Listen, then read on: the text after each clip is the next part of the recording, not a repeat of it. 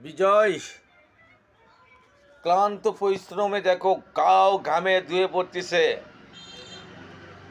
আর এদিকে দেখো Iran America এবং ইসরায়েল যুদ্ধ চলতেছে। আমরাও যোগ দেবো, চলো। ইরান যদি বলতো যদি বাংলাদেশ থেকে কিছু কারিগরি প্রশিক্ষণের দরকার, বাংলাদেশের 18 কোটির মধ্যে কেউ না গেলে আমি সবিক যাইতাম, তাকে টেকনোলজি দিয়ে অনেক সাহায্য করতাম। আমরাও পারি অনেক টেকনোলজি, কিন্তু বাংলাদেশে ইউজ করার ক্ষমতা নাই, এবং তা করতে গেলে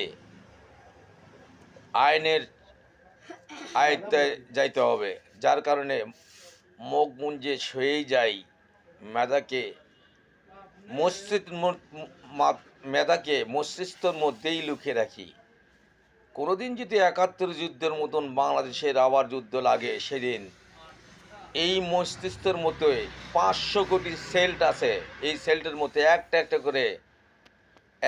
করে নলেজ বের করব, আর কাজে লাগাবো, আর হিট করব। দোয়া রাখো, আমিন। দোয়া রাখো তোমরা। বাংলার তারেক জিয়ার সৈনিক আমরা। তারেক জিয়ার মতন যেন আমরা লড়ে জীবন জিতে পারি এই বাংলাদেশের জন্য। ইনশাআল্লাহ।